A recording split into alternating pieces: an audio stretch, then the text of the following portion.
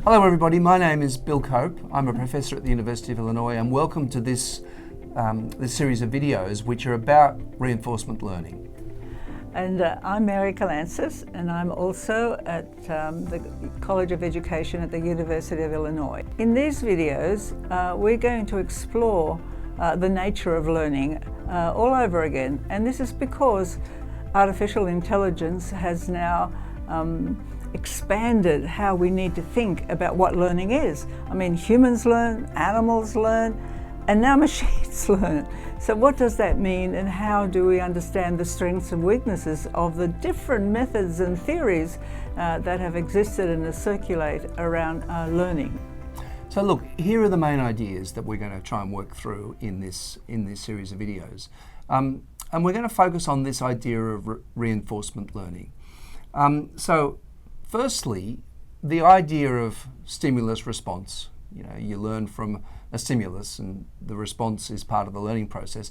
It's an old idea and it's obvious. It's something that humans do in a reflexive kind of way, in a very visceral, ordinary kind of way.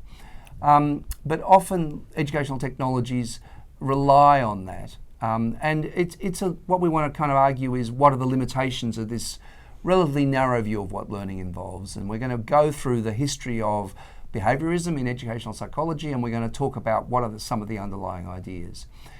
Now, fast forward now to this part of the 20th century, and the second part of the 20th century, and now the 21st century, where we have artificial intelligence.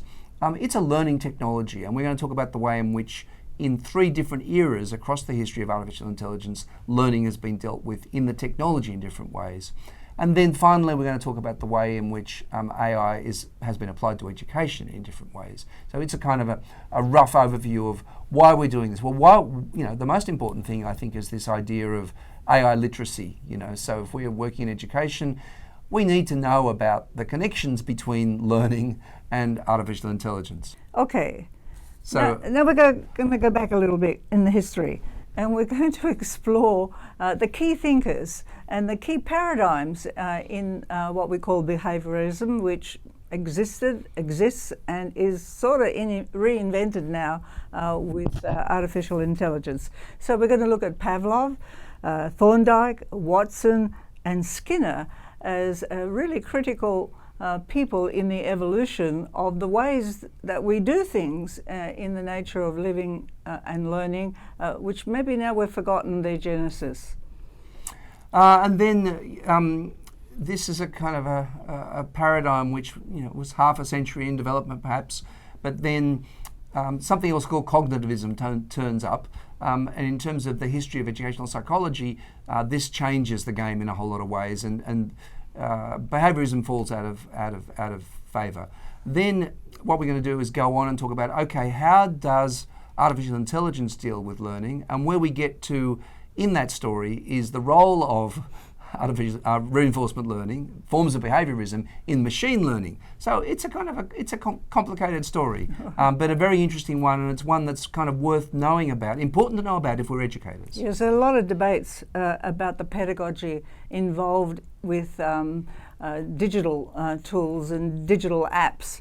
A lot of anxieties about them returning to an older pedagogy, which was not about creative thinking, not about collaboration, not about the kinds of values we think matter today in preparing people to be functioning adults in workplaces and in learning environments. But here's the funny thing that we're going to go through, that in AI itself, this is a technology which teaches itself in various ways. Right. It's a learning technology. So in the second age of AI, there was unsupervised and supervised machine learning. We're going to talk about that.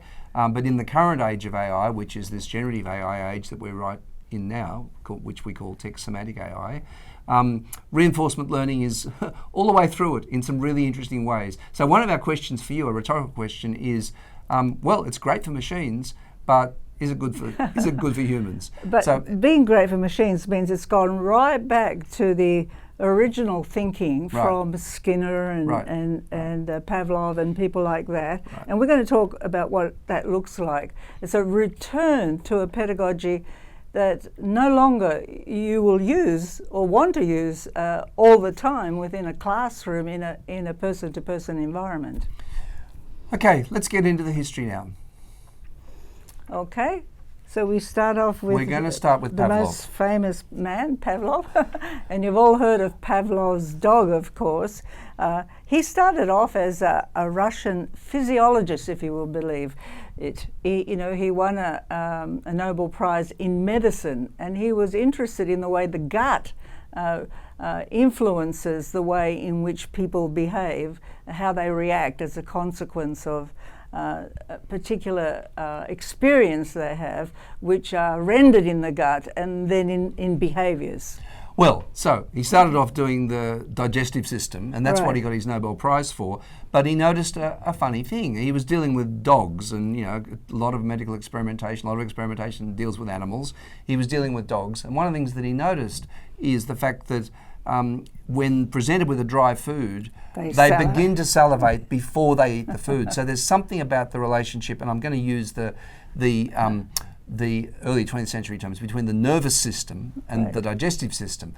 And he thought, that's kind of interesting. But then it got even more interesting when the dogs would salivate when they heard the keeper walking down the corridor. That's what happens with Apollo, our dog. Yeah, that's true. So one of the things is that there are these physiological reactions which have been learned. So we've got a system here which involves learning. And what he called this, he calls this a conditioned reflex, right? So, and a conditioned response. So the idea is that there's kind of learning involved which has these physiological effects. And it's learning because they either get rewarded or punished for particular behaviours which become routine. Right. Yeah, exactly right. Yes, and that's Pavlov. That's where the word reinforcement comes from. The behaviour is reinforced by the dog getting the food or the dog not getting the food, right? And they behave in ways that are in their interests as a consequence of this reinforcement. So in this slide here, we can see one of Pavlov's dogs. We can see the apparatus that he used to collect the survivor, and there's Pavlov himself.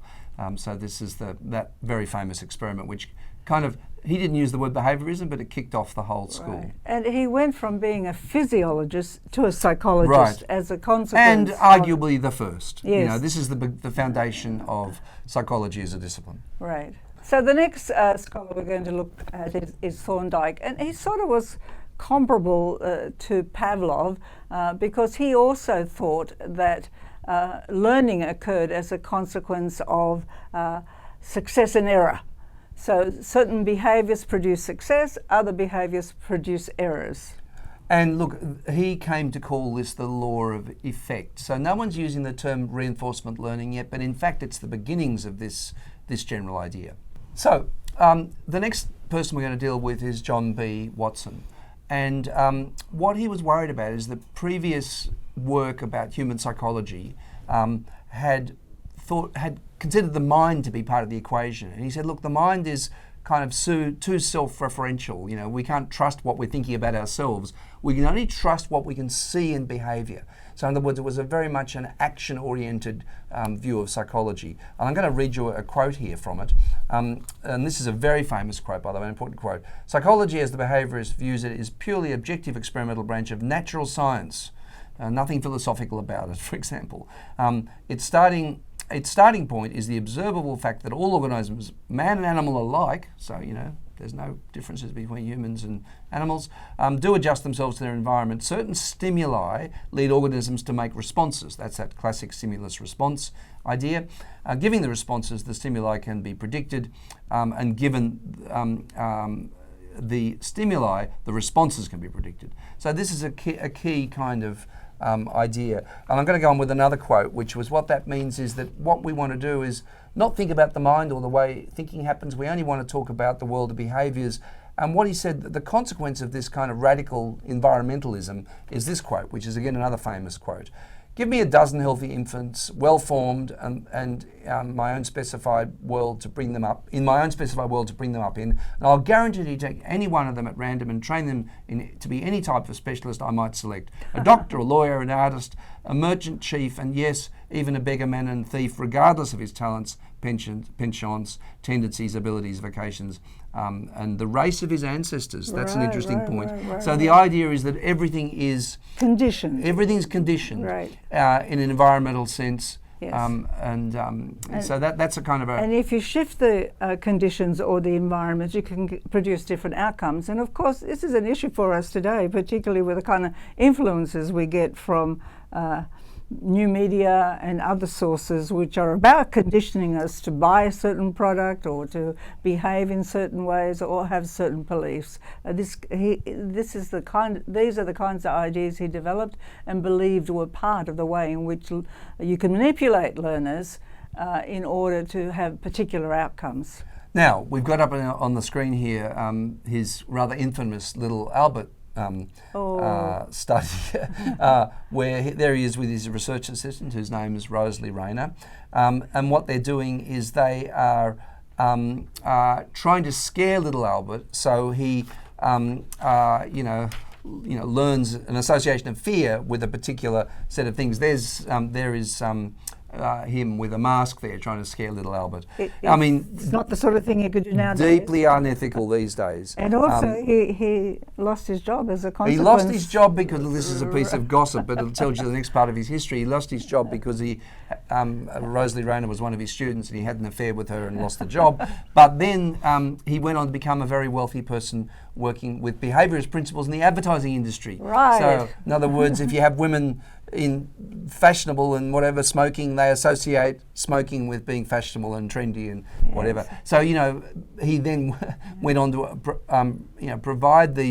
offer these principles of stimulus response and behaviorism as a way, in the advertising industry. And these psychologists played a big role in, as commercialization occurred, how you influence people in order to behave in certain ways or to buy certain products. And in fact, the coffee break, which we all think is normal and natural to say, was in fact an idea invented to sell coffee, right? So. But no, the advertising, he literally worked on the coffee break and advertising coffee. This is one of the things he advertised. So in other words, associating coffee with relaxation and having a break and all that kind of stuff, then Coca-Cola produce works on certain the same behavioural effects. Yeah. Yeah. B.F. Skinner, of course, is the next theorist we're going to have a look at and his work. And he was a very famous psychologist who worked at Harvard for a very long time, producing a lot of very influential ideas. But among those ideas was the fact that animals and humans kind of learn in similar ways by stimulants and then reactions. And he actually started with rats, putting them in a box and having a little lever in the box and providing food when a particular noise happened and denying food at certain points. And the rats, he noticed, learned to push the lever in order to get the food, and they were reinforced with the pleasure of eating it. And when it didn't happen, they were, of course, felt punished by not having acted in the behavior that was experimented. He also then went on to do the same kind of work with birds and similarly constructing around pleasure and pain and giving and taking away, in this case, with these animals food. And he called this operant conditioning. So because he believed that you could do this with humans as well, he started off with animals and then shifted on to humans with similar kinds of strategies about how you reinforce particular behaviours by rewards and punishment. Okay, moving on to humans now. Imagine this scene. In 1934, relatively young researchers and relatively new person in the field. I'm not sure whether he'd even started working at Harvard yet, but he was invited to a dinner at Harvard University with the world-famous philosopher Alfred North Whitehead. And Alfred North Whitehead had been with Bertrand Russell, the author of this huge thing, Principia Mathematica. So a very, very famous philosopher from England, come to speak at Harvard, and he ended up at the dinner table with Alfred North Whitehead. And Alfred North Whitehead knew about behaviorism and knew about the work that people like Skinner and Thorndike had done. And he said this, and I'll read you the quote. He said, look, let me see if you can account for this. I'm sitting here saying there is no black scorpion falling on this dinner table. Well, that's not something that relates to any previous experience. Where does that come from if you've got a purely mechanistic view of a stimulus response environmental view? Because here we are, we're saying something which is not part of anybody's environment, we've imagined it. Now, this became a kind of a challenge for Skinner, which is how do you then account for something as complicated as language with stimulus and response? And he says, yes, look, I'm thirsty, I ask for water. Yes, and we've got the word for water, and we know how to ask, and of course that's how it happened. How it happens. And what he does, his kind of life's work, his magnum opus, is this book, not published until 20-something years later, called Verbal Behaviour. A rather kind of strange book in a way, and largely forgotten now, to be quite frank. But nevertheless, it was his kind of account of how language itself, despite its complexity, is driven by stimulus and response. But key to his thinking is that he dismisses human consciousness, right, and focuses on observable behaviours as the only means of teaching and learning. Right. So later on, we're going to see how some later thinkers overturn all of this. Mm-hmm. Well, he was he was big on boxes and big on building environments that influence behaviour. And I don't know whether you want to mention something about the box the with baby his in the own box. child. It's his own child that he put in a box, a glass box, and naked really, because the temperature was such that the child didn't need to have clothes, and there was. And by the way, there was a kind of a mat that was taken out. So when he saw, see the roll at the end. If the child soiled the thing, they'd roll it out the other end. And the beauty of it, it said that you couldn't hear the child, so it wouldn't disturb you. But he would try the same kind of experiments with his own child in this box. And in fact, it ended up as a news item. Well, this is Ladies' Home Journal, Yes. and what we keep on thinking is whether the editor, that's a pretty pointed title, whether the editor wanted to, felt something themselves about it. Let me quote from Skinner here, and this is what he actually said, which was quoted in this article. Yeah. Crying and fussing could always be stopped by slightly lowering the temperature. A single bottom sheet operates like a roller, stored on a spool outside the compartment at one end and passes into a wire hamper at the other, 10 yards long, and lasts a week. A weekly bath is enough. And with this device, it takes only about 1.5 hours each day to feed, change, and otherwise care for the baby. Another advantage, soundproofing protects the family from the baby. So anyhow, he did take his operant conditioning and his boxes pretty seriously. And in the next slide, he put himself in a box. Put himself in a box. So here were some students of his. Japanese, I think. Japanese students. Yeah. They sent him a box. They sent him a box, which he installed in his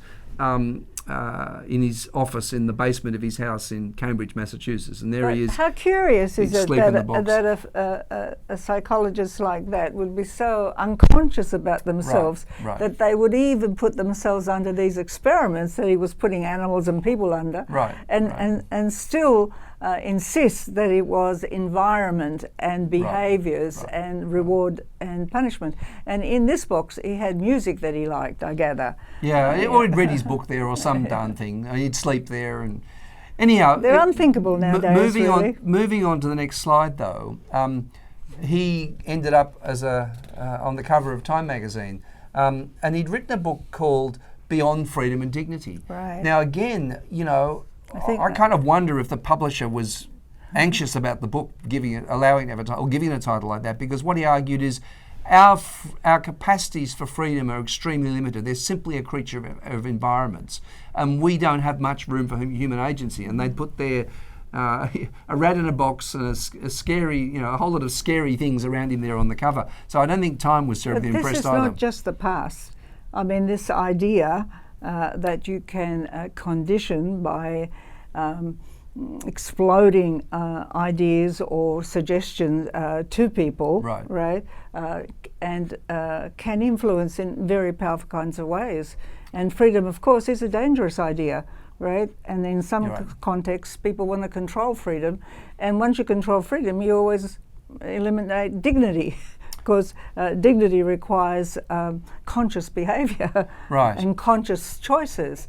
And he believed you could create the conditions to produce any kind of citizens, any kind of workers, any kind of learners through very scripted, narrow behavioural expectations. Environmental stuff outside of human agency.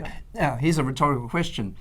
The algorithms down the bottom of social media, what are they doing to you? Yeah, right. When we're talking about that behaviorism, we're not talking about it in a way which is, well, a couple of layers, to be quite frank. One is, it's true. We all like rewards and we all don't like punishments, right? So there's a kind of a truism there that's not worth arguing about. But also, when we are manipulated into positions by social media algorithms, it's another form of behaviorism. And when we, in a classroom, simply and mechanically reward certain behaviours in a classroom discourse and classroom context, we are enacting behaviorism for better or for worse. But often means we're denying the agency or reducing the agency of the person in that environment. And it's an advance on the lever and the rat, really, because it learns, these algorithms learn what you like. Right. And they tailor what you get the machine. to what you like. That's the machine's own reinforcement learning. We're going to get to that. So what's really crazy is this convergence of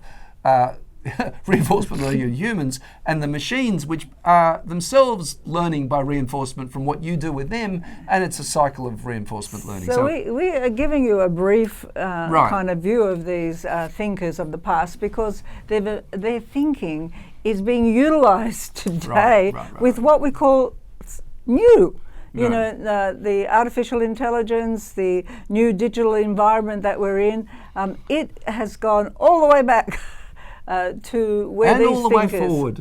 whilst it's going forward, and it impacts on us perhaps more powerfully. That's why people are anxious, particularly educators at the moment, about what's happening to critical thinking, what's happening to creativity, what happens when you're in these boxes that you hold in your hand, and what do they do to you, or in the classroom. So understanding these theorists is really important because their legacy is filtered through a lot of what we still do in ordinary in-person classrooms, and certainly now is filtered through these new knowledge-producing things in a digital environment. Okay, so how does behaviorism translate into schools? We'll go on to the next slide. And of course, he made another box. And this time the learner isn't in the box. The learner is dominated by the box, and there's the box on the right. He made this thing called a teaching machine. So it's mechanical. See on the right there, that's the patent he got, and you turn the handle. Yes. So it's not a computerized version. This was 1954, quite early. One of the things about it is, what did that box do? Here's the question, the answer's A, the answer's B. Right. You turn the handle, and if you give the wrong answer, there's another question, or it tells you negative reinforcement, positive reinforcement. Absolute behaviorism. And by the way, every time you do a quiz with kids, it's behaviorism in the same way. And all those apps that a lot of educators are using in the classroom are exactly on this model, whether you're learning language or you're learning mathematics, or, you know, you just keep repeating and repeating. It gives you an answer, gives you a sense of good feeling when you're positive. It even gives you a little game to play occasionally, which is built into the so-called learning module. So this very thing that Skinner produced way back then, which was this reinforcement learning, is exactly what's in many of the educational tools that we are now introducing in the classroom. Well, one of the tragedies is some of the new generative AI apps for teachers is they say, tell us what your lesson plan is, or give us the material that you're doing with the kids, you know, on animals or something or other, or, you know, ecosystems, and we'll create a quiz for you. The AI will create a quiz for you. You don't have to create the quiz.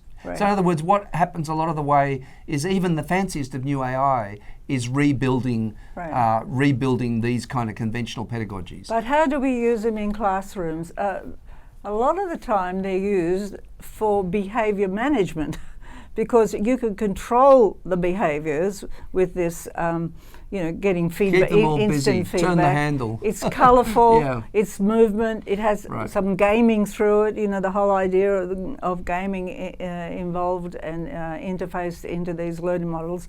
But in classroom, individuals on a machine or on an iPad or on a computer, you can control their behaviour in a classroom and manage the behaviour of the classroom as they are getting this reinforcement learning on particular items, whether it's multiplication or subtraction or some facts about science or even history. Way down the other end of these videos, we're going to talk about alternatives to this, by the way, how we can use AI in really productive kinds of ways. But look, we have to know the history, of course, and the theories. Because by the way, there's philosophical and theoretical and conceptual and really important policy issues at the bottom of this. Right. Okay, let's go on now, because what we're going to mention, but only very briefly, is that cognitivism strikes back. In other words, remember what Watson had done. Watson had said, we can't know anything about what happens in the mind because it's too introspective. You're biased by your own thinking, right? And all we can do is look at behaviours and stimulus response. In learning, in the context of learning. This started to fall apart pretty early, to be quite frank. And this is a man by the name of Edward C. Tolman. And that what he did, again, it was rats in boxes. But what he realised is even rats in a box, they learn mental maps of a maze, right? So in other words, they have minds, and it's not just stimulus and response. After a little while, they learn the map, and they get to the end because they've learned the map of how to get to the particular reward at the end, basically. Right. So this is the beginning of the end for behaviorism. And dogs also. I mean, dogs get to know a particular area that they're living in, and they know where the food's going to come from, and they know where they're going to be taken out to the bathroom or to do their business outside.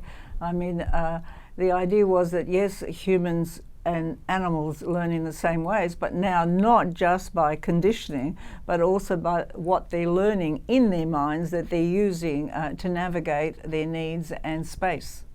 Anyhow, behaviorism gets absolutely demolished when this man here, Noam Chomsky, very young-looking man, but at the very beginning of his career, he does a review of Skinner's verbal behaviour.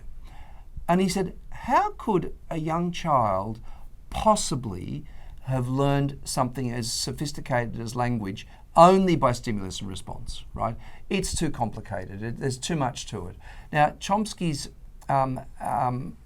theory that develops after that, which we kind of don't agree with, but nevertheless, we can provide other explanations. But his theory is that what we have in the mind is these mental maps, this thing which he calls a grammar. So what we have is we have nouns which are things, we have verbs which are actions, and we put them together into sentences which are structures of meaning. But what we can do is we can substitute out, the black scorpion, well, we can put that in there, and falls, we can put that in there, because we have the idea of a verb and we have the idea of a noun, and we can substitute anything into that, including things that we imagine. It's a new version. It doesn't have to be from experience. A new version of Pavlov's gut. But this time, but this time it's the mind. The mind. So in other words, what it is, but it's not, unlike Pavlov, it's not stimulus and response. No. What it is you and but Chomsky's it's argument, hardwired in the mind. It's hardwired. His argument is that this is hardwired in the mind, which there's a certain truth to that, but there is also, you can run an experiential argument about how this complexity is formed. But the most important thing is the complexity is cognition. Which is embodied more than anything else in language. So this is a big turn from, and generally this is called the cognitivist turn. But it's debated right up till now. It's debated right up until now, and what we're trying to do here is really introduce you to a set of things that we need to think about, things we need to argue about when we're thinking theoretically and philosophically and also practically about learning. And the concept of agency had little to play during this period at all, which is now key to everything that we talk about in education, the role of agency. Just for a moment, what we want to do is we want to track back to the philosophical roots of all these ideas. And this is an English philosopher by the name of John Locke, who famously said that human beings are a tabula rasa. When they're born, they're a blank slate. Well, that's very much the behaviourist view. So, you know, what we have underlying these approaches is a set of long-standing philosophical debates which we kind of need to think about is, you know, when we've got a class of learners, are they just blank slates, or do they bring identities in the classroom? Do they bring language, and what does that mean? Yeah, to some extent they are a blank slate because you're teaching them stuff they didn't know before. But what Locke said, it's a radical environmentalism. Is all there is stimulus and response in a particular context. But there is a problem about the biological state. When people are born biologically, and what they can learn, the capacities are in the biological conditions, but the knowledge is not in the biology. Right. And that's really important, because in some cases people want to argue badly and wrongly that you're inclined to be one thing or the other, or inclined to one faith or another faith, or inclined towards some skills and other skills. And we know that, you know, the argument about nature or nurture comes out of that. Well, Locke's a radical nurture person, right? Now, let's move on now to another philosophical point. And Chomsky was a great fan of Descartes. So Descartes' most famous statement is cogito ergo sum, which is I think therefore I am. Yeah. I can't know anything about the world except what's in my mind. Well, that statement would have horrified Watson, horrified the behaviourist, because all we've got is behaviour in environments. But it's neither now nor the gut or the brain, it's the mind. Right, this is the mind. This is the mind. So Chomsky said there were inherent structures of the mind which were rooted in the grammar of language, nouns and verbs, that kind of stuff. Also in that vein is Immanuel Kant, who had a slightly more complicated version with a bit of environment, but ultimately the mind was most important for the thinking mind. The thinking mind not was the mechanical very important mind. for Kant. And his main idea there was, look, take something like time. Time's intangible. Take something like space. It's kind of, you know, the underlying concept is intangible. Yes, there are examples of space everywhere, but space is not something which has to be figured by the mind as a general idea. Right. So what Kant had is this idea of categories. Yes, we have experience in the world, but most important is the ways in which our mind categorises things in the world. Right. So this is, and what we then experienced intellectually in the late part of the 20th century is what's called a language turn, which is a real shift away from behaviourism towards cognitivism in general. And starts to separate out, for that moment, humans from animals and birds. We've returned to thinking now of animals as thinking things, thinking beings, but in that moment humans with language, in the language turn, was separated out from creatures that were deemed to not have language, which actually, we know was not the correct. reductionism went this way, which is animals do this, well that must be all humans do, right? The funny thing was Tolman, with his mental maps in dogs, mental maps in rats, I'm sorry, with his mental maps in rats, discovered cognitivism even in animals. Yes, so the difference between animals and humans may not be that great, and the irony was the behaviourists had a very narrow view of even animal cognition, let alone human cognition. Right. Well, in fact, now there's a lot of evidence of the complex ways in which different animals think and act and behave in the world and make decisions in the world, that they're not just programmed to do what's in their biology, but they are capable of changing the conditions of their environment in their interests. And that was not imagined at that time. We've developed a much more generous view of animals since then. And of humans too? How about that? Right. Okay. So we've just been through this history of behaviorism and thinking philosophically about what it means, and getting a little sense of what some of its critics thought about it. But really, kind of by the third quarter of the 20th century, it had died a death. It was really... except in didactic pedagogy. Well, I was going to say persists that. To today. A lot of disreputable pedagogies had been... Well, disreputable in some places, mandated. Didactic or whatever. Yeah. But anyhow, as a theory, as a credible psychological theory, by the last part of the 20th century, it was gone, right? Now, here's a funny turn of events. We now have artificial intelligence, and the reason why we went through all this behaviorism stuff in a way was because all of a sudden it reemerges, and it reemerges as one of the methods, the training methods, various types of training method, in fact, within artificial intelligence. And by the way, also with e-learning environments and digitally mediated learning, we have a kind of a revival often, fortunately or unfortunately, of behaviorism in educational practice. So during behaviorism, they tried to make humans mechanical, and now we're trying to make mechanical human via behaviorism. Well, or another way to put it, by the way, which I quite like, is that something that was too mechanistic for humans, wasn't good enough for humans, is now actually just perfect for machines. Okay, so we move on to the age of artificial intelligence. And of course, it's a fluid, continuous, evolving age. So whatever we say is of the moment, and who knows what will happen in the future. But from our understanding, there have been three ages, so to speak, of artificial intelligence in education. And one of them, of course, is the symbolic logical system, driven by experts. Then there was another one, which we call the data-driven, of course, system. And thirdly, we have the text semantic system, and the one that we are going to talk to you about in relation to our own work. And what's really interesting about all of these is that we have, that all of these have behind them systems of learning. These are machines that learn, but they learn in three very different ways. And then they're applied in education in three very different ways. So here we've got a kind of an argument inside an argument that we're going to run through now. And what we're going to do is, in each of the three areas, we're going to describe how it works, and we're going to give you an educational example from each era. So we're going to start with this idea of what's artificial intelligence. And what we're going to do is we're going to give you a relatively unusual definition, to be quite frank. Now, people think artificial intelligence, it just happened with computers, happened in the 1940s. Well, yes, it did. It began to happen in computers relatively early on.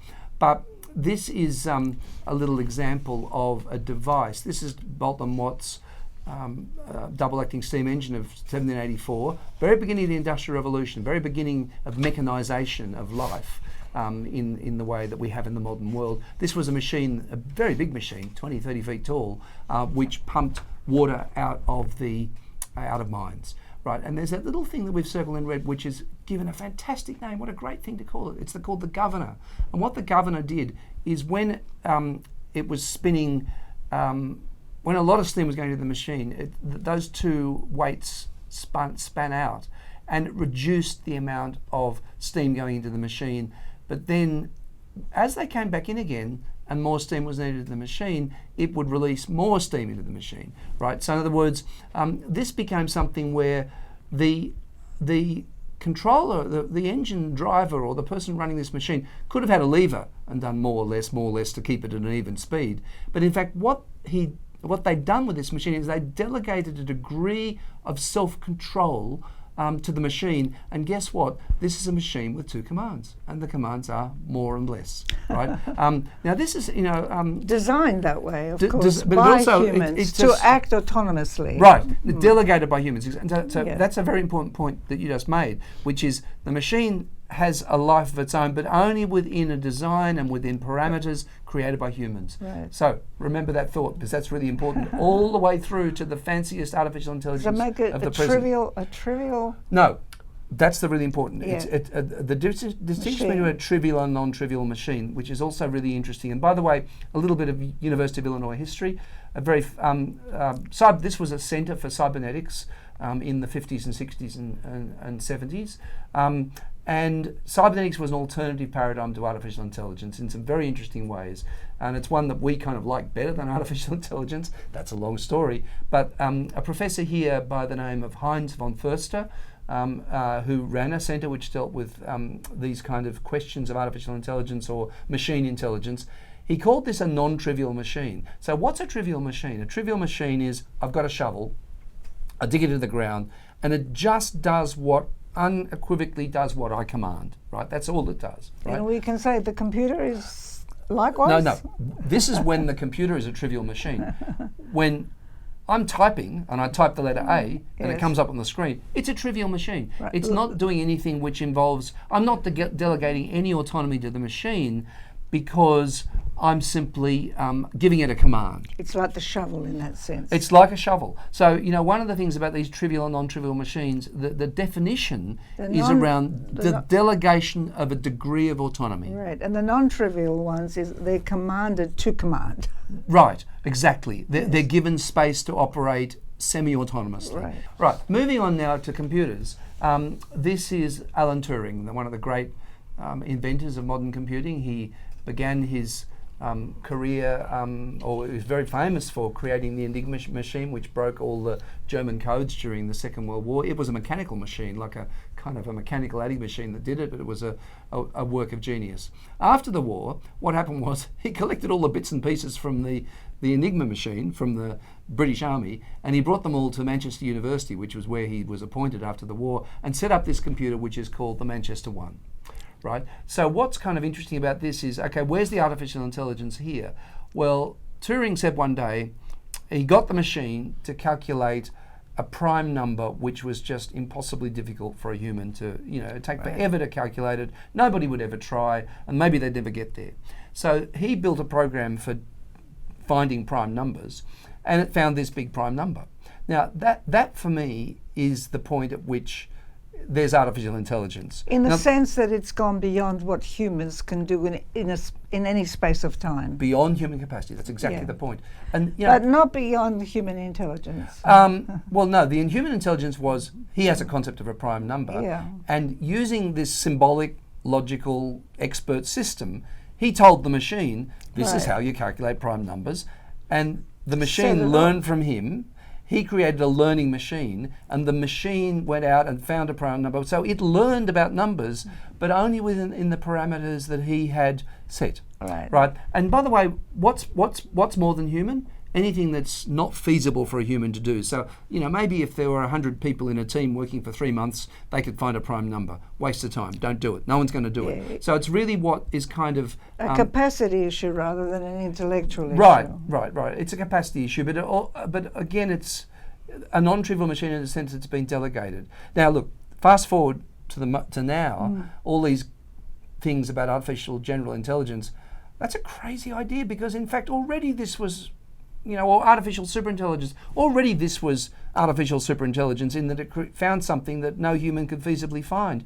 And likewise today, even the fanciest machines are only operating within parameters that have been delegated by humans. And we call that now fine-tuning, and it's become a generic kind of term. But this was the beginning of fine-tuning a machine, which is designing it in such a way to meet very specific kind of goals. But very specifically in this paradigm, it was about building an expert system based on programmed logic. So in other words, this is what then is different from the next two generations of AI. So what we've tried to do is describe this as a peculiar generation. So here's our definition now of artificial intelligence. As I say, it might be a peculiar one based on our reading of cybernetics and the history of computing and philosophical issues around these kind of things. Is any human being, for instance, an action, a deduction, a process that can be delegated to a machine to undertake semi-autonomously. Only after it's been fine-tuned to do so. Only if it's been programmed. Fine-tuning... Programmed and fine-tuned. Programming in the sense of you set the parameters, you give it the rules. But this is rule-based AI, right? This is rule-based AI. along the way. Here's where teaching and learning comes into this. Firstly, you teach the machine. The machine comes up with a result that teaches you something you couldn't have learned by yourself. So what there is in this is an implicit theory of learning about teaching the machine, and then the machine teaching you something which it's learned within the parameters that you've taught it. Does that make sense? And the capacity that it has, which is beyond what you can recall or utilise. Right. So we're going to give an example of this now in the Plato learning system. So here's an example of the application of these expert symbolic logical systems to education. So here we have the ILIAC 2 computer here at the University of Illinois. ILIAC 1 was actually the first digital computer that actually worked. The very first one was EDVAC back with von Neumann at Princeton, but it broke down all the time and never worked. And the U of I, on the von Neumann design, built one that actually worked. Here's ILIAC 2 though. ILIAC 1 was slightly before this, but this is ILIAC 2 in the middle of the 1950s. And it was exported to Australia as celiac. Yeah, no. What happened was they went to Sydney University, and when they took it, they eventually sold these big mainframes all over the world. When it went to Sydney, it was called celiac, which we laugh at because we're lapsed Australians. Anyhow, but these are the characteristic features. A big mainframe like this, and see the punch card there? What the punch card does is you put it in the system, and the system does really fundamentally just 3 things. It's very, very limited. So, and by the way, this is all computers can still do, by the way, but right from the start, this is what they did. Right. So firstly, you can name things in binary notation, so you can put a word in there for something. Secondly, what you can do is you can calculate and deduce things. You can count things and multiply them and add them up. And the third thing is Boolean logic. So in other words, what you've got in a machine is binary notation means you can only deal in zeros and ones, where you can name something with zeros and ones by A is this and B is this and C is that. 2, you can count things using binary notation in base 2, and then you can calculate what's one number plus another in base 2. But the third thing is Boolean logic, which is Charles Boole was an English philosopher who in the 19th century, if I'm not wrong, realised that you could reduce logic to positives and negatives, yes and no, all the way. In other words, zeros and ones. So a very good example is, if then, if something happens, then. So these logical expert systems were all based on those underlying things, as are computers today. That's still all they can do, except what they've done is built different learning systems, which we're going to get to. Yes, and most important was they came up with something called programmed learning, which we argue is kind of a computerized version of Skinner's box. Exactly, that's what we're going to get onto now. So, for example, this has to be programmed, right? Yes. Now, how do you transfer that idea of programming to human learning? It's a bit like, applying these mechanistic ideas. They did animals to humans. Well, now we're going to do humans, machines to humans. So, so machines. So you ask the machine a question. A student responds. You get a positive or negative effect, which presumably reinforms the learning in the same way as a rat's learning was reinformed by pressing the lever. But one more thing before we kind of leave this page, and we'll go on and start giving some examples of exactly what Mary said, is this is a little bit of science fiction culture. There's the HAL 9000. So at the end of the movie.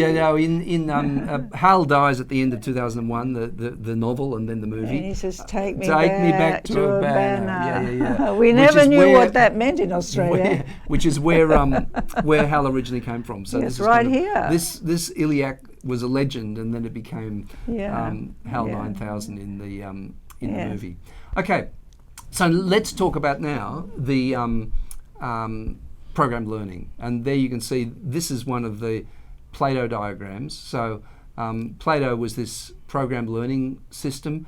Plato kind of And revolutionary for its Oh, time. no, actually astounding on a number of levels. So what we're going to do is take you through it. The first computer-mediated learning system in the world. Now, what's fantastic? 1959. Yeah. That's a long time ago. So in other words, we've been mucking around with this stuff for a long, long time. It hasn't just turned up last week. Right. So it spread widely, but not wide enough to survive. But it led to ideas like personalised learning as a consequence of programmed learning and collecting data about you and then changing the kind of questions you ask so that you can progress in any particular field. But it is curious that it didn't survive beyond this moment. the Plato system, well, arguably, it's in every damn learning management system. It is. is. Let's get to that in a second.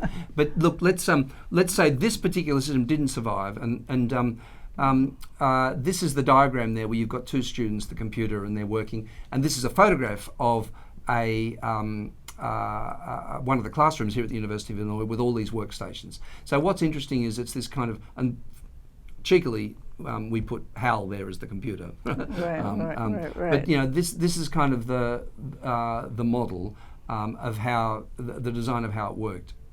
So this is how program learning worked. There's somebody sitting at one of these screens. You can see there initially they didn't have anything that looked like a normal keyboard. They were just sort of a limited number of things where you can say yes or no. So what happened was program learning was exactly as Mary described it before, which was classic stimulus response. Answer a question. Did you get it right? Did you get it wrong? Wrong. Bad learner. Here's the answer. Think about it again.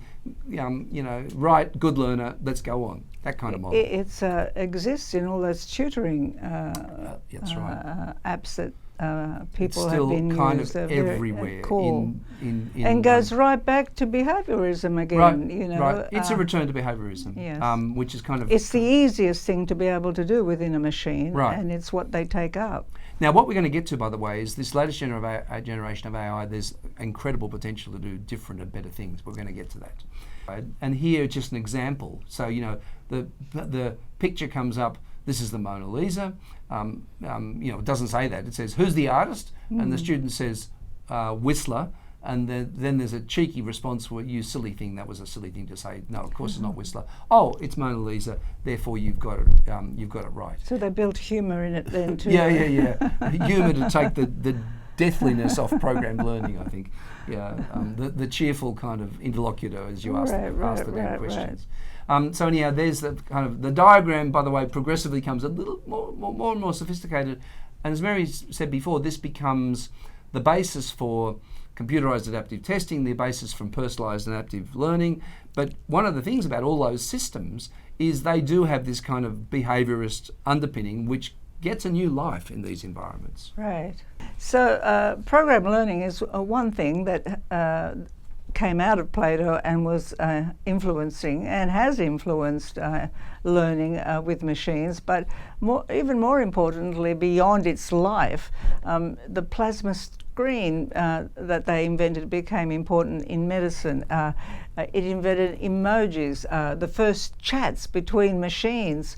There are a number of practices that came out of Plato that endure, including cloud computing to this day, and are embedded in what followed. So, here's one of the terrible ironies. This thing was killed in the 1980s by personal computing. And one of the ironies is we've gone back to, they had the terminal, the mainframe and the terminals, right? And here we are now. We've gone back to a kind of a model like that with cloud computing. Yeah. It's essential that cloud computing runs that way for all the obvious reasons. So what's interesting is they actually foreshadowed a lot of where we were going to go in e-learning in the future. But as Mary said, these were foundational. This was the first time humans, ordinary mortal humans, were interacting with a machine, and all these things, crazy things, got invented. The plasma screen, it was actually a touch screen, which they invented and took a patent on. There's a picture of the patent application, but also games. The first chat, human-to-human conversations were on this machine, and interestingly, that was all incidental to something which was an educational application. So this kind of changed the world in a whole lot of ways. There's another point here too, because I remember asking somebody here who, was involved in this period, why it didn't survive, and the answer was similar to what some people argue now. It's not every learner had access to a machine, and you had to be in a certain category or socioeconomic group to be able to access these machines independently, right, rather than in an experimental environment in the university. And the idea was that you couldn't generalize using machines when people were poor or weren't able to access these kinds of resources. And that continues to be an issue even up to today. It's the digital divide issue. But yeah. The thing is, these were very expensive systems, to have a mainframe and the terminals like this. Yeah. Although the architecture was cloud computing, it's nowhere near as flexible as these digital devices that are wirelessly connected we have in our hands today. But nevertheless, the basic architecture was one that continues to today in cloud computing. People, of course, were horrified by all the programmed learning, and one of the great innovators in this ed tech space is Seymour Papert. And he was famous for creating both robots. Here are some students looking at a robot, but also computers in which a turtle moved around, either a robot turtle or a graphic of a turtle in the machine. So this is there's Seymour Papert later on. Initially, it was little robots. Then, when the personal computer came along, there he is with an Apple II, I think, and a PC. He built this program called Logo. So what it was about is actually turning the programming around the other way. Rather than the machine programs your learning, you can program the machine and be in control of this process, right? So he's very famous. He had been a student of Piaget, the kind of creator of this idea of constructivism, where children or learners are very much in control of their learning in an active kind of way. So that's what he wanted to do. He wanted us not to be programmed learners in a passive sense, but programming the learning ourselves in the way a computer. But again, we can say that it's not the rat in the box, but the turtle on the screen. Right. There's the irony. Yeah. You've turned around the other way, but it's still what's happening on the screen is still behaviorism, but except you've delegated the behaviorism to the turtle. And now reconstructed as constructivism because of a certain level of agency that is introduced in this. Right. Now, he for some funny reason, constructivism is Piaget's notion. He wanted to call it constructionism because he thought it regarded as something slightly different, because programming and whatever, that was kind of the but it was fundamentally, the irony is it's fundamentally a kind of a progressive move towards granting students control in the process rather than be controlled. But what they were doing was recreating behaviorism for this abstract thing called a turtle. Funny irony. Right. Okay, let's move on to the second age of AI, and this is very, very different. What's interesting about these three ages is they're almost three different technologies. They all have learning centrally built into them, but with very different paradigms. And this is statistical learning, in which there are two fundamental forms of learning in the system. One is supervised machine learning and the other is unsupervised machine learning. But it's purely statistical. So what you do is, supervised machine learning is, I've got all this data, right, which is out there in the world, and as humans I'm going to label that data and categorize it. So these are sheep, these things are dogs, these things are snakes, and I'm going to put all the sheep together and all the snakes together and all the dogs together, and when the machine encounters one of these things in future, it knows, because I have, via supervised machine learning training techniques, I've told them about the probabilities of what the next thing might be given certain characteristics, right? Now, the unsupervised machine learning is when the machine finds things that look like sheep or snakes or whatever, but of course the machine cannot know what they are, and then you put a label on them, right? So they're the kind of two. Now what's interesting is this is a form of learning which is based on stats, based on probabilities, based on clustering. So it's fundamentally it's dependent on large data sets and statistical operations. And it led to tools for assessing writing and essays. Right. Where teachers would come together and rank particular kinds of genres or particular kind of works and feed that into the machine, and then machine, not really knowing what the actual writing was about or the quality of it, would use these rankings as they multiplied in order to come up with the grade. And we're going to give a concrete example of that shortly. But the most famous early example of this is a project called ImageNet, led by Fei Li, who is one of the founding people in artificial intelligence, but really she built this paradigm out and made it work. She's called the grandmother of AI. Right, now. she's called the grandmother. So anyhow, what she did is this project called ImageNet. What she did is she took millions of images, labelled with 22,000 different categories. There's an example of kind of the labelling. So it's a huge data set, all of which have been labelled by humans. Now, when this is called supervised machine learning, it's because the humans have labelled stuff. And when the next picture comes into the system, it doesn't know anything about the labels. All it does is look at the pattern of pixels in that image, and it finds a similarity and suggests a label, right? And collocation. But the learning that's happened is this huge, hugely complicated statistical learning. One rather kind of ironical part of this story, if you like, is that how did all the labeling happen? Well, what she did is she used an Amazon service called Mechanical Turk. Now, I think it's pretty rude to call this service Mechanical Turk, actually, but that's a separate problem. So, Mechanical Turk is cheap labour all over the world, and you give them these really repetitive things to do, like here's 1,000 pictures. Here are 22,000 labels. Label them for me. Yeah.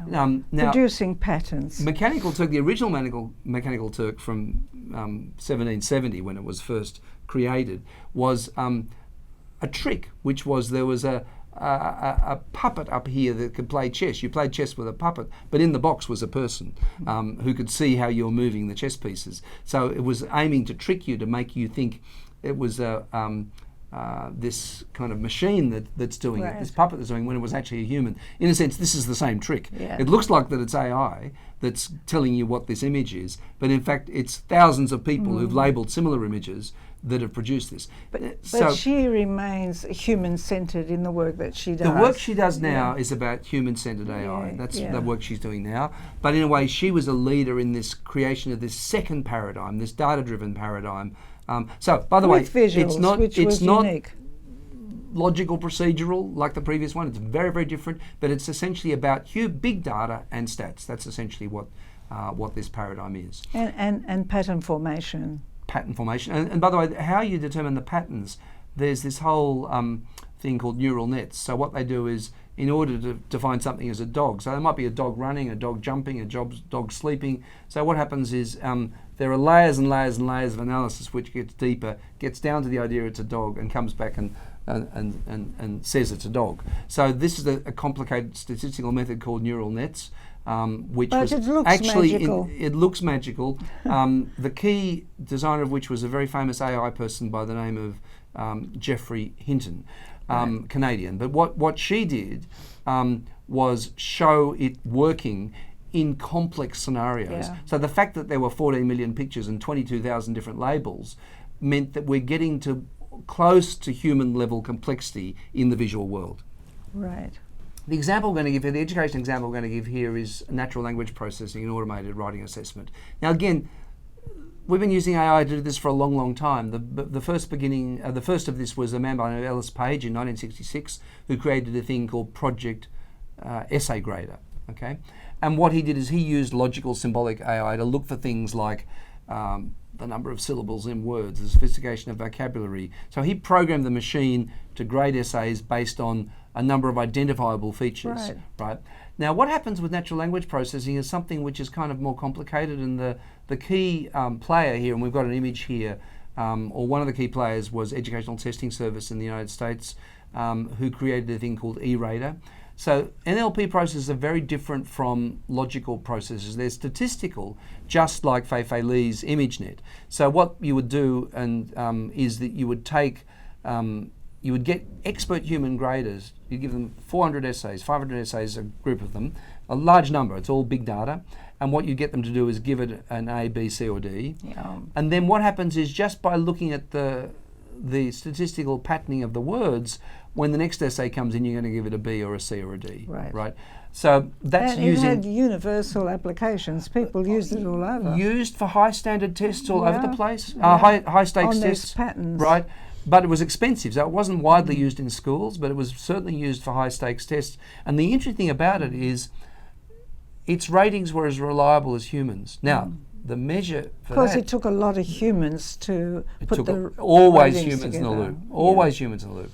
But why were its ratings better? Well, humans are pretty unreliable. And if you're doing a testing, you've got to put in all these elaborate moderation processes so that I give this an A, you give it a B.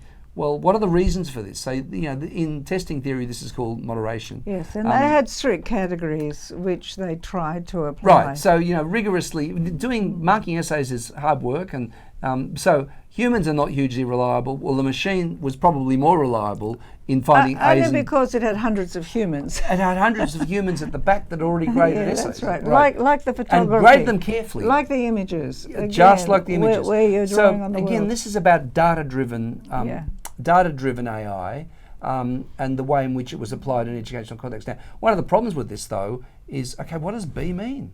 Well, the system couldn't tell you what B meant. Well, even today, it does. In any kind of system that people use, A, B, and C is often subjective but and also only limited in the way that it's linked to good criteria that is, replicable. The irony, though, is the system can't tell you much about A, B, and C when it's using these big data methods, but going back to logical whatever programming, Grammarly uses this, is heavily programmed around rules about language and examples of rules. So it's like the old expert systems software. So one of the it has a huge corpus behind it.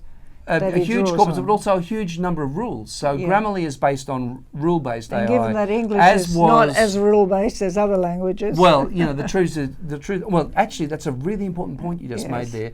Is that these expert systems become brittle because the world is much more complicated than any expert system, right? So you can build rules about English, but then something else comes up which has broken the rule. So one of the things is they become overwrought by brittlety. That's the expert systems.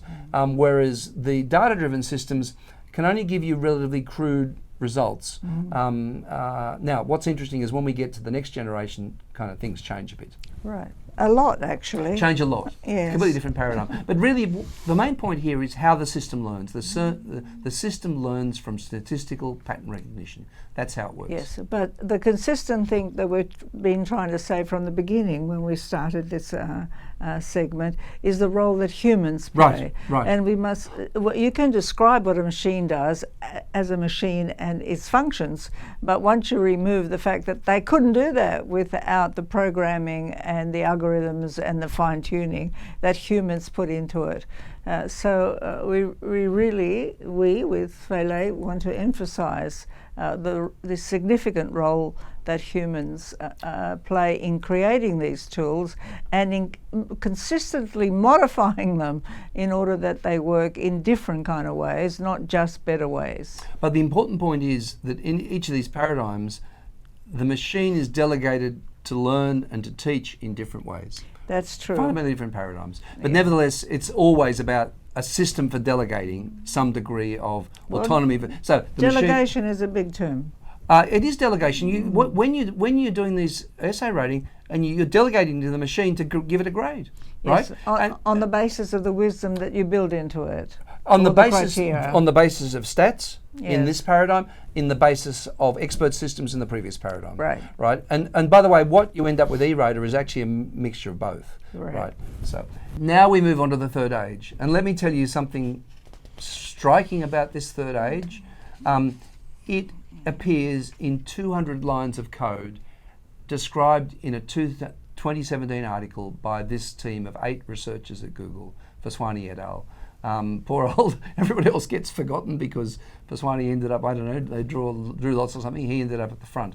So this is the basis of what we call text semantic systems. And it's taken us back to language. It's taken us back to language, and this operates on language. So in other words, this is, now, how these things actually work, we're going to try to give you a little sort of taste of one dimension of how they work, which is how they work as learning systems. So let's kind of take apart the raw material of this text semantic AI. So what this text semantic AI has done, it's taken just about everything it grabbed that's been published, that's been digitized in the world, and that's a hell of a lot of stuff, billions of words.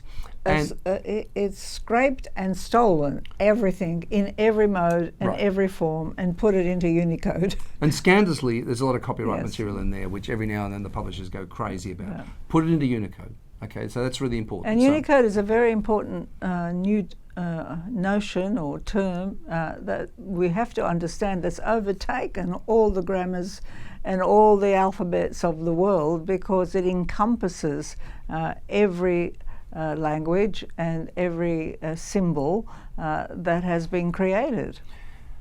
Yeah, 100 and something Including thousand, numbers, 100 and including something characters. numbers. Numbers are, so what it consists of is graphemes, and two types of graphemes, which is phonemes and ideographs. So a number is an ideograph, it represents an idea, number 2, but emojis represent an idea, smiling face.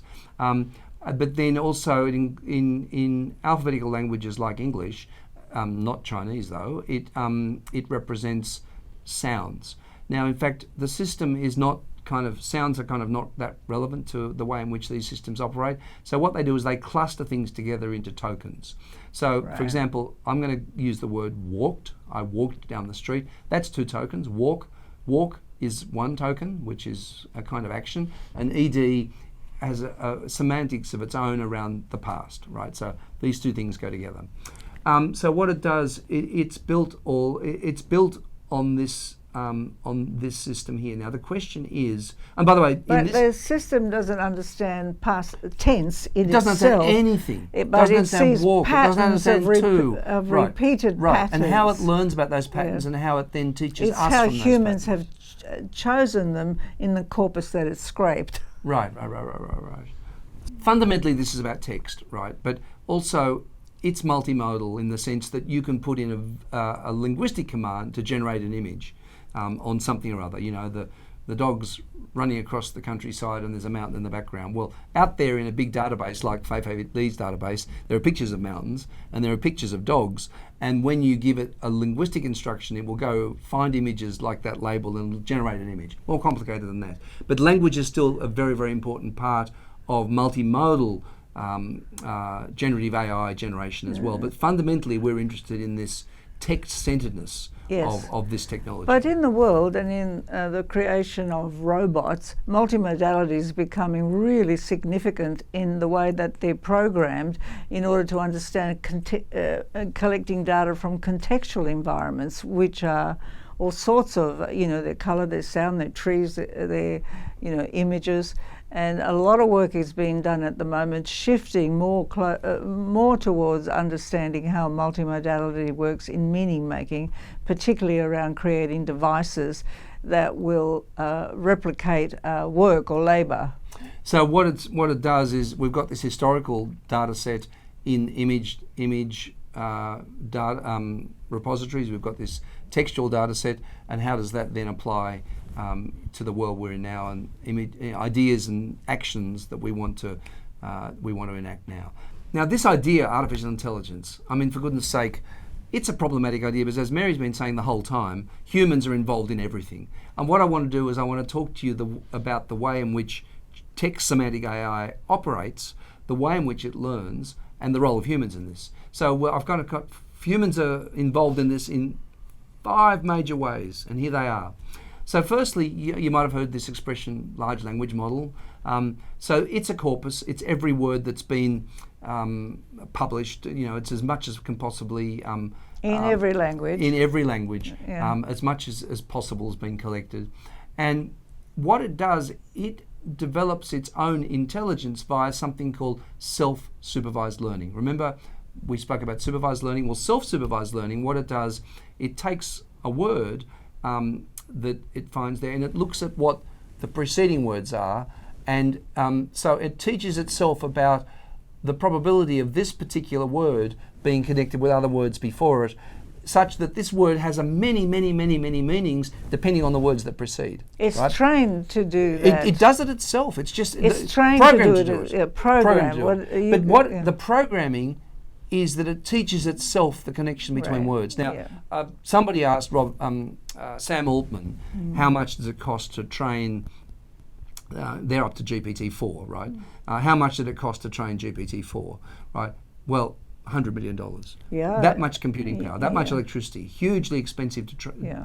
to there are just so many interactions. Every word in the world connected with every other word near it is billions times whatever. I mean, it's just exponential, the number of connections. And that's what makes it powerful. And the energy associated with it is becoming an impossibly difficult thing to address for it to continue to grow. Right. And they have to go to nuclear energy or other forms of energy in order to continue scraping from the world and continue programming and training the devices. And sometimes they get worried about running out of content. You know what this power is paying for? It's paying for learning. And the pre-training. Say GPT, which is pre-trained, right? In other words, before you even touch the thing, this is a machine which has taught itself about the relationships of words. But one rather cute thing about it, which I kind of like, is that what it does, it checks itself. So in other words, it says this word precedes this word, right?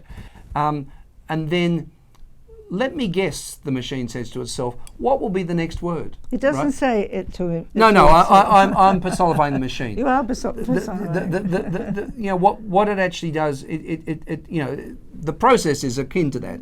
And it's like a close exercise. It's like a gap, and it predicts to itself what the next word will be, and then it checks it against what the next word actually is. Right. Pure behaviorism. Yeah. So the first thing is, let's go back there. This is a learning machine, but what are these words? What are these tokens that are out there? In fact, there's stuff that human beings have written, 5 billion words, and how do you write a word? Well, I put a space between these damn things, and how do I break walk into 2 tokens? Stemming. I just take off all the EDs off past tenses of verbs in English and blah, blah, blah, blah, blah, and I've got, so human stemming is also done manually. So one of the ironies is, this is absolutely human. Forget about artificial. This is absolutely human, and what's amazing about it is this is the corpus of every published word, which you and I have not managed to read. Oh well, and never will manage to read. So it's this whole point about the intelligence is beyond human capacity, but what it's doing,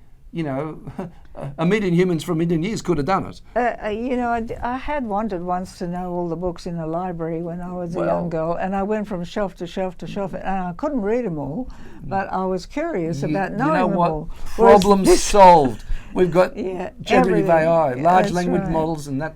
Just ask any question you like and it'll give you an answer from everything, every book ever written. Well, it is an amazing human effort to have produced such a machine. Right. It is an extraordinary... but look, we're saying this because it goes back to behaviorism too. It goes back to this question of, all of a sudden these kind of discredited psychologies, which were not great for humans, they're great for machines. But what does that say about, And I suppose that's why there's a concern now about cognitive offloading, problems with creativity. What do we do now when we have access to this information that's repackaged on the basis of what we ask?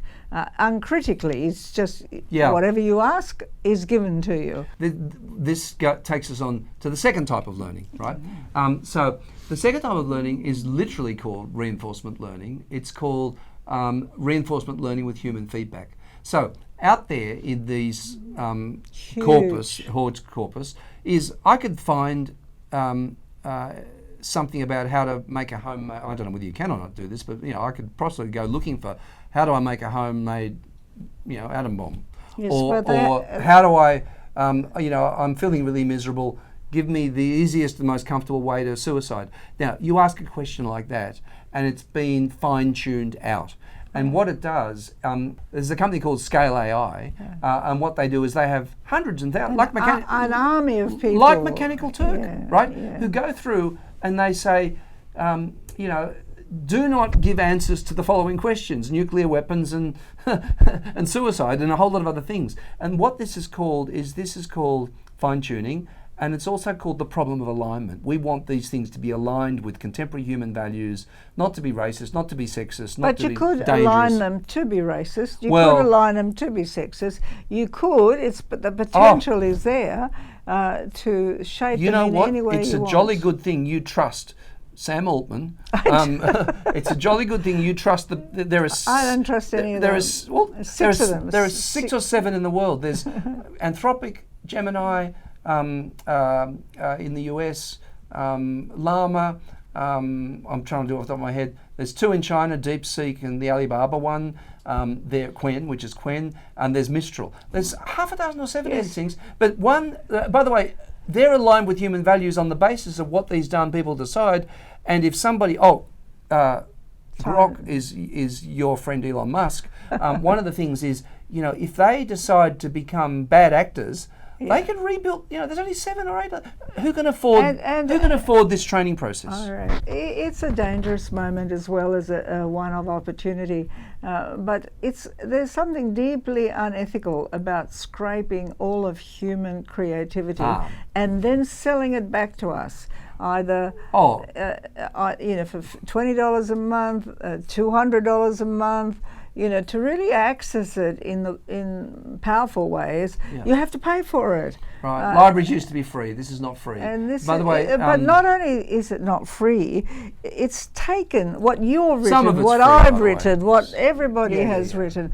What is free is very minimalist. And it gives you a very bland narrative. If you pay money, you get a better model. That's the answer. Of course. Yeah. But the first, that's the problem with the first issue of learning. The problem with the second issue of learning is the people who do the reinforcement learning, what is their agenda? Yes, right? Now, that's right. Do we trust their agendas? But so we've got learning at number 1 level, learning at number 2 level. Yes, and these 6 people in America, 1 in China and 1 in France. No, it's 2 in China, and I can't count the number in America. But I've got to use my fingers none of them developed this within an academic framework. It was outside of government, outside of academy, in just a commercial, entrepreneurial space. So, a business can do anything it wants. Why wouldn't you trust that? Well, a business can do anything it wants. It's not regulated. They resist regulation, and it's it keeps shifting and changing in its affordances for us, particularly in educational contexts, and we have no control over it. Right. It takes our students, right? It takes our content, but it's separated from our needs and our values. Anyhow, having said all of that, it's pretty darn amazing. It's pretty darn amazing. There's no doubt about it. And we'll give you some examples soon. We're going to get to some examples of what we've done where we're trying to use it positively. Number 3, and we're even going to though I've said all these things, there's no way you can ignore that you have to understand it, and you have to figure out how to harness this in your interests and in the interests of those others that you might have in your care. You can run, but you can't hide. So what does that mean? It means you can run away from it, but you can't hide. There's no whatever. So anyhow, the next thing is, so what we're on about is, Mary's point about human involvement. So we've got 2 levels of human involvement already and 2 levels of learning. The third one, where the system is humanly involved, is the meta prompt. Now, you don't see the meta prompt. The meta prompt says, speak to the person very nicely, be positive to them. Now, I hate it when they're nice to me. But also one of the things is it's singularly unhelpful for students, because all it does is, good job, kind of thing. Right. So what happens is you've got to actually, the meta prompt, which by the way is not usually exposed, every now and then a hacker exposes it, is the company talking to the large language model, telling it how to speak. Because it wants to keep the person in the loop. It wants you to become addicted to the niceness. It wants the relationship. Also, by the way, unhelpful education wants to do things for you. Yeah. So you ask, tell me about the French Revolution. And then it tells you about the French Revolution in dot points, and it says, "Would you like me to write an essay on the French Revolution?" Well, of course, I'm a student, and that's what I want. So one of the things is the meta prompt. The meta prompt is not necessarily tuned in a way which is useful for education, but that's a very big part of the tuning. And again, that's human involvement, right? Of course. It's telling the machine how to behave. Weren't at one stage one of these was accused of being racist, so then they tried to remove all the racism, and then all the answers they gave about particular people went into the woke direction completely and were wrong. Embarrassing. It was funny actually. It was a Google one. All right. So the fourth way in which humans are involved in this, and they teach the machine, is you're involved. and you're involved when you put in a prompt.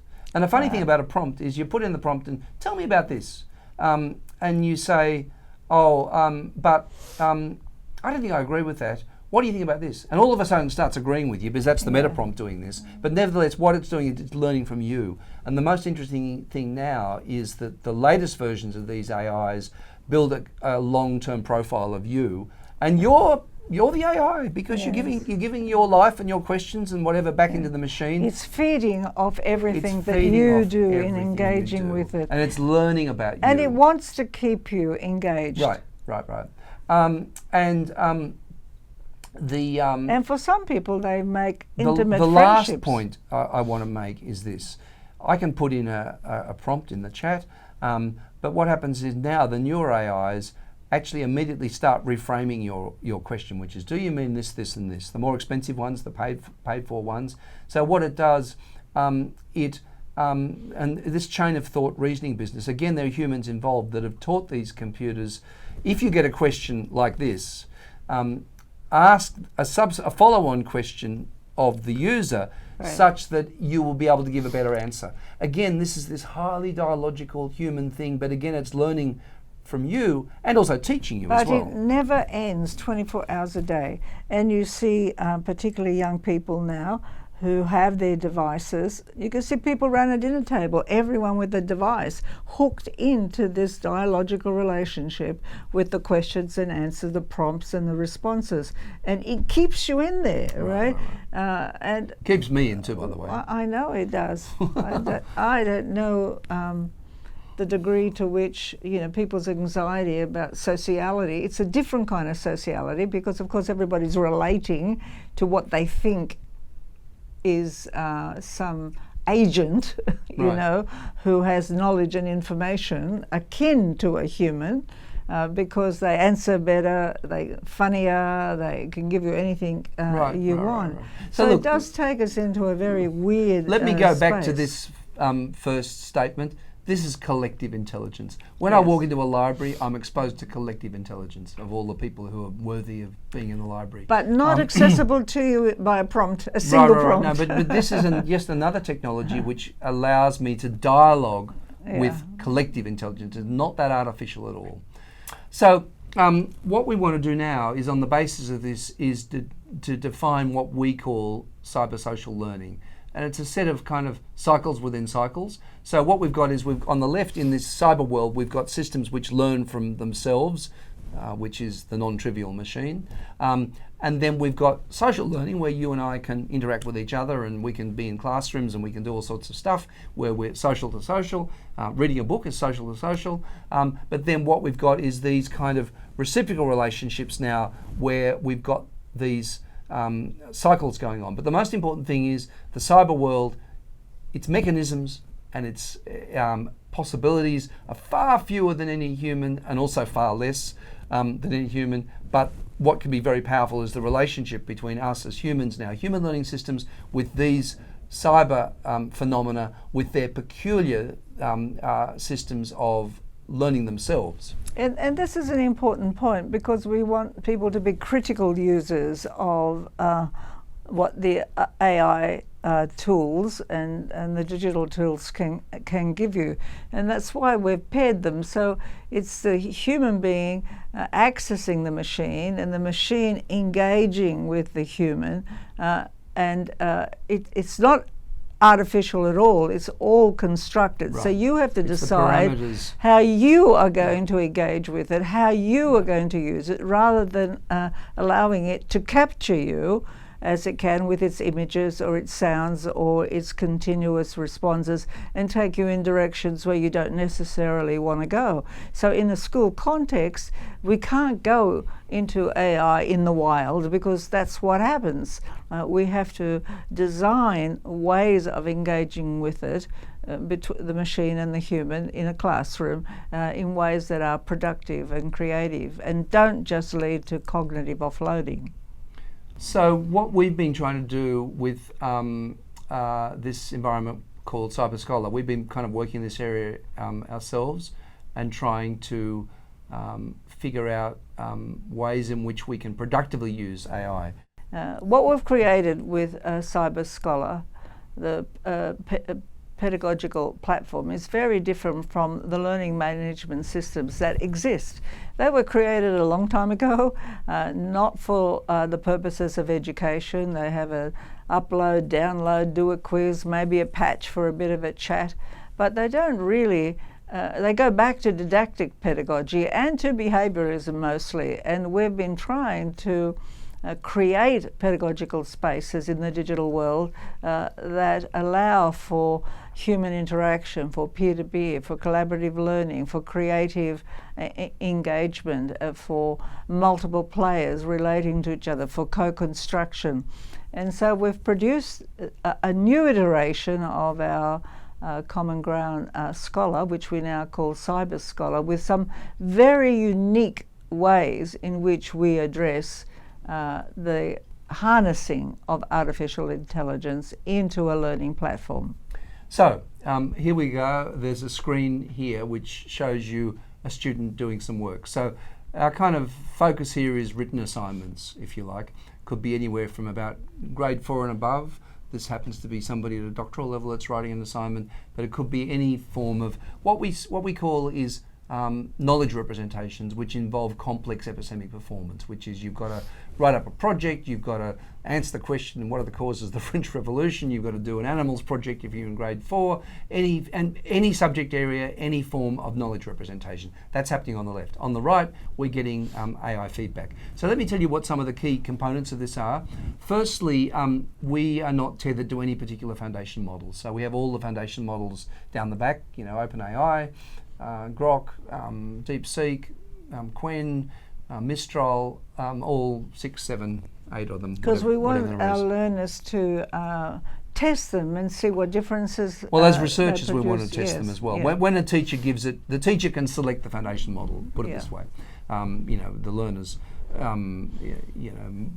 Sometimes the learners might be given that option to choose their foundation model. They're interestingly, with the meta prompts that we just mentioned, they speak in different ways, interestingly.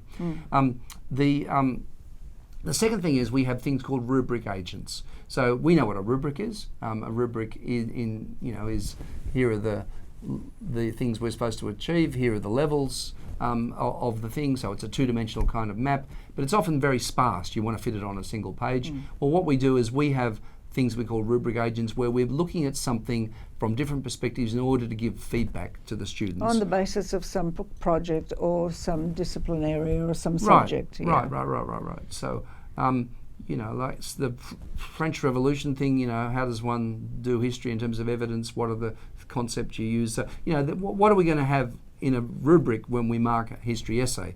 Okay, so we call these things agents, and what they do is they, from these different perspectives, which are the review criteria, they give feedback to the learners on what they're doing. But the second thing we have is a thing called a knowledge base. So this is key. Do you want to mention the knowledge base? Yes, I do. We don't send them out into the wild of those foundation models. What we've created is a space where a teacher or an instructor can collect the resources that they want their learner to engage with. So it's a bounded corpus, right? And it includes all the textbooks or all the artifacts or any particular kind of information that the teacher wants the student to have. So when the student is working on a particular project, they access this corpus, we call it a knowledge base, and it will align with what the teacher's goals are. It aligns with the rubric. It doesn't hallucinate. It has good sources in it. So we can control the AI component and the corpus that goes with it. So now we have two ways in which the teacher is actually training the AI. So the teacher is training them around, what are the criteria around valuable knowledge work in this particular domain. But secondly, they're putting up a whole pile of material. And just to give you one little example, we were working in a high school not far from here, trialing this software, and the students were doing a project around democracy, right? They had to choose a country in the world, or several countries, and look at the level of democracy and what are the criteria for measuring that democracy. So he actually had a couple of thousand pages, a big encyclopedia of democracy around the world, a whole lot of articles, resources or whatever, and uploaded them all into a knowledge base. And it meant then that when the students got feedback, it was validated knowledge which the teacher had curated, right? So it was not just any old damn thing you put into the GPT. Firstly, he had his kind of rubric agents, which are, this is the things I'm looking for in this particular piece of work. And secondly, all these resources. So this is the idea of a knowledge bank. That's the second thing that we have here. The third thing we have is a set of tools while you're doing the work. So there you are on the left-hand side. I'm typing up my work. And look, let's have this AI helper, which we call Cyber Helper. Let's have this thing give us, brainstorm an idea, perhaps plan out some sections, perhaps give us, ask a question of it. So what happens is, using that knowledge base and using the rubric agents, the student can, while they work, dialogue with that, with AI, with the AI. In a productive way, directly related to what they're doing and what level they're at. Now, most importantly, the meta prompt out at the OpenAI things would you like me to write this essay for you? Right. Roughly, it's always trying to be helpful. We say, no, don't do that. Only make suggestions. Tell the student what to do. Make them think. So our meta prompts that we've written behind each of these helper functions are ones which are about pushing the kids to learn, or the learners to learn, the adults if they're at university, rather than doing the work for them. So we've kind of, if you like, retuned the way in which the foundation models work, but also we've given this specialised resource as well. Okay, the next thing that happens is, when you've finished that work, we have another function called Cyber Reviewer, which is big picture stuff. Okay, you've finished your 1789 French Revolution essay, you've finished your animals project. On the criteria that the teacher put into the rubric agents, how could you improve this work? So we keep a version of the old work, and we give the AI, but by the way, when the AI speaks, then it's actually the teacher speaking, because it's the teacher's rubric agents and the teacher's knowledge base. That's what's speaking to the student, except, it's speaking to 30 different students all dealing with different animals, or 30 different students all dealing with different revolutions. One-on-one. Right, one-on-one. So the idea is, has this replaced the teacher? No, it's given the teacher a new job, which is to create rubric agents and to create knowledge bases. So that's a kind of a really important point. Now, one of the most important things too is, all the way through this, Cyber Helper, then Cyber Review, we're tracking the way in which you've changed your work based on the influences of the AI. We call this contextual AI, which is keystrokes and click streams and timestamps, and we can see how much work you've done as a student. So, we might say something like this: you've got to use AI, because no sensible person would do a project like this without using AI. Well, it's like saying you've got to go to the library. It's like saying you've got to go to the library, exactly. You don't just write it at the top of your head. But what you've got to do is, you can't use it too much. Using the library too much is called plagiarism, right? So what we can do is, we can then measure that and deal with this problem, kind of colloquially called cheating. The bigger problem is not cheating, it's called cognitive offloading, which is the machine does mental work for you when you should have been doing it. It reduces your learning. What we're wanting to do here is track the way in which this has been pushing your learning into a better place. And it also includes peer-to-peer feedback, which is a moderating component, so that the learners can look at each other's work and learn from it, or be able to give positive feedback or negative feedback about the value of it. So the teacher has included in the process of these learning environments affordance of the machine, but also continuing the collaborative work amongst the learners. Last point is analytics. We have the capacity to track everything that's going on in this space. So we can do a little report at the end, and we can say, this is how much AI was used, this is the ways in which it was used, this is from the first keystroke and the first version through to the last version, all the revisions. We can see progress in learning. So we've got, we can rate it pretty reliably as well in a quantitative sense. But this analytics, I mean, it's a cliche now to say that evaluation is the tail that wags the curriculum dog. But in our analytics tool that we have 3 components, and you can have any number of components, but we have 3. One of them, of course, is knowledge. I think we're having a 4th one now, but originally it's 3. One is knowledge, one is engagement, because if you're working in a digital environment, you have to know the degree to which the learner is engaged with the tools and the exercises, so that gets tracked. And the 3rd part is help. It's a different kind of way of understanding knowledge, the degree to which you give valuable feedback to your peers, the degree to which you value what your peers give to you, and that the class and the community of learners are helping each other achieve their goals. And that's really important. It's no good saying you want collaboration and sociality if there's no way of evaluating it or giving it a grade of the same value as you would knowledge creation. And actually that's an important point there, that this is AI reviews, but also there's peer reviews in here. It's very important to get human feedback along with the AI feedback to balance the two. They're not the same, and they're different types of feedback, and giving feedback's pretty important as well. So we have both those types of feedback here. That's the help sector, but also the sector Mary just mentioned, we're adding a cyber sector now, which is tracking the ways in which you used AI. Just to conclude this though, I think the main emphasis that we want to make is there's this anxiety that artificial intelligence is going to remove the job of teachers. Well, we believe that it's not going to remove the job of teachers, but teachers who can't use AI are not going to be useful into the future.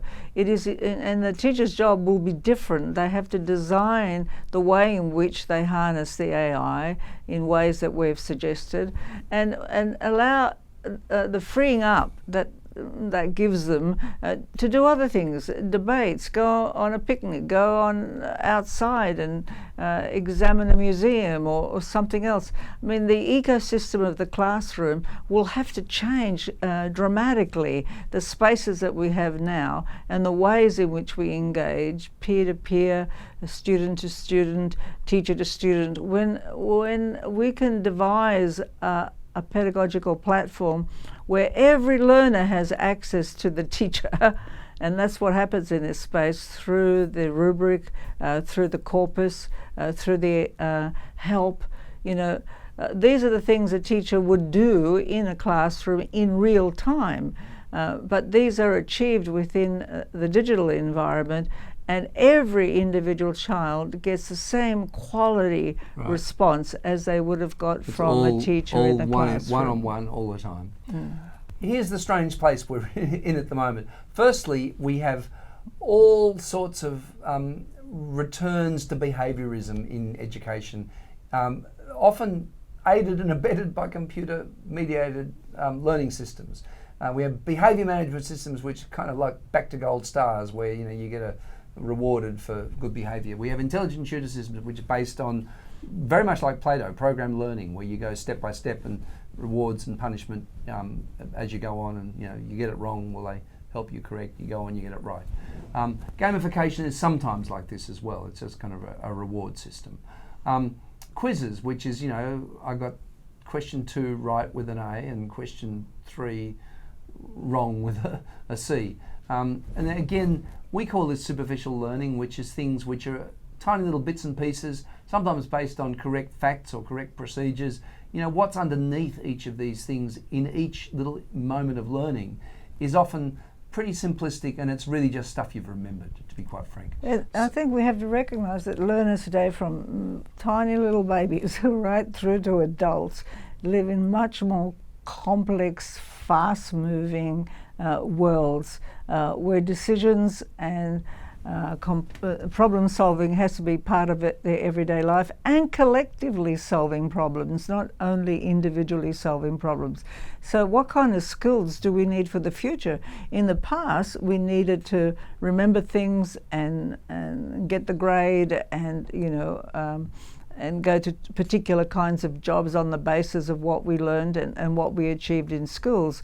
But nowadays we're not so sure about any of that. You know, they talk about the gig economy, no permanent jobs, needing to shift around, complex issues that need to be solved at a political, economic and social level.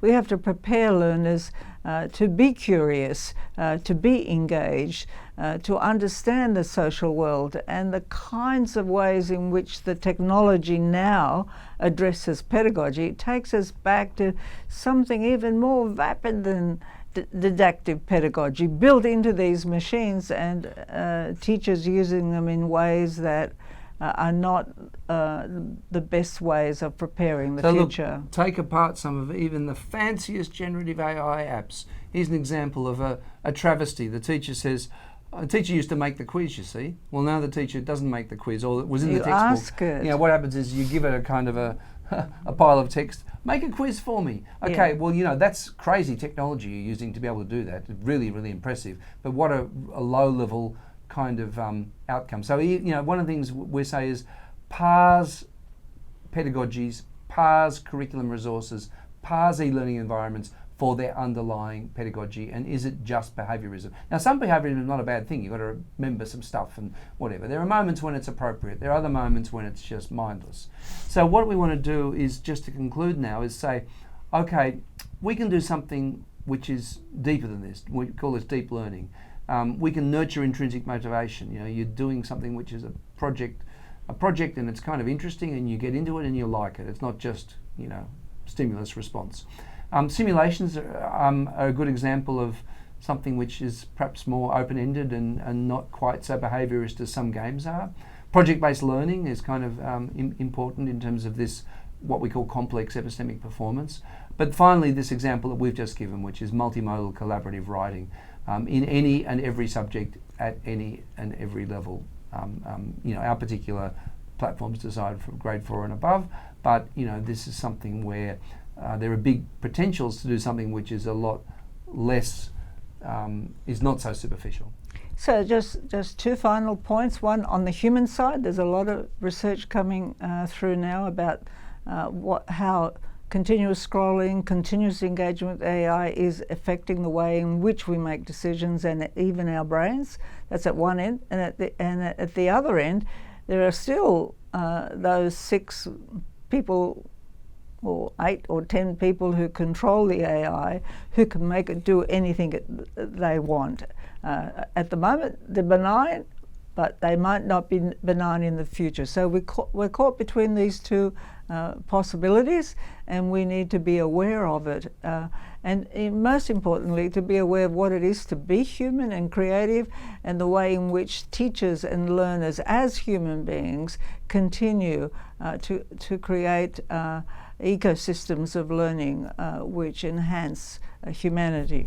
But the work we're doing is about essentially giving educators the tool to take as much control as they possibly can over these new machines. Right.